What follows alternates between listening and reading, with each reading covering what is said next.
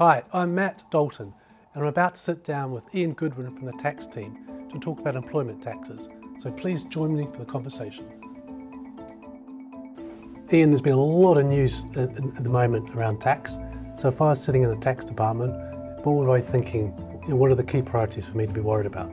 I think if you were sitting in a tax department at the moment, given all the changes we've seen the government introduce, cancel, abandon, reintroduce, there are probably three key areas from an employment taxes perspective. I'd say the first one for me is IR35. We saw that get introduced into the private sector through the off-payroll working rules, where there was much more compliance and reporting required for organisations to introduce from 2021. The other two I would really focus on from my perspective is national minimum wage. It's grown and grown in popularity, which is probably the wrong word, but it's the fact that it's become more of a reputational risk and a financial risk. The government published names where people haven't paid the national minimum wage, and there's typically hundreds of names on that list because it's a really technical issue for organisations to manage. It doesn't just get managed through payroll. You have to look at the whole organisation, and you have to make sure that you know who's responsible for what.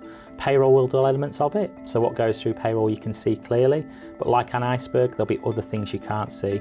So how individuals work, when they come in and out of work, so timescales, when you get your bags checked from a security perspective, that's something we've seen in the consumer sector as well. So it's areas like that that organisations have to get a handle on for national minimum wage purposes. And ultimately, it's a reward issue. As the national minimum wage, and there's more pressure on it to go up and up and up, within the organisation, how do you get those pay differentials to work? So how do you tweak your pay and reward strategy to make sure you can still recruit and retain people that are on more than the NMW? And how do you keep those differentials and gaps in place? Something we've been helping clients with as well. And lastly, CJRS, or the Coronavirus Job Retention Scheme. Over £70 billion was claimed during the period it was available. Lots of hospitality, retailers, consumer sector organisations actually claimed it because it helped protect jobs and helped protect the business at the end of the day. Now HMRC have got over 1,200 people in that team reviewing all the compliance that was taking place, and they are finding that errors were made. Some of them were more fraudulent than others, but the majority of people made genuine mistakes. However, HMRC will want their money back where people have overclaimed, and organisations should be doing health checks to make sure that they are compliant, they have nothing to pay back to HMRC, or if they have, they've identified it and made a voluntary payment back to them. Well, it sounds like tax has moved away from compliance to actual value add and linked to the strategy of the business and actually creating value. I think that's right. I think what we're seeing now is it's not just we've got to do this because the revenue are asking about it.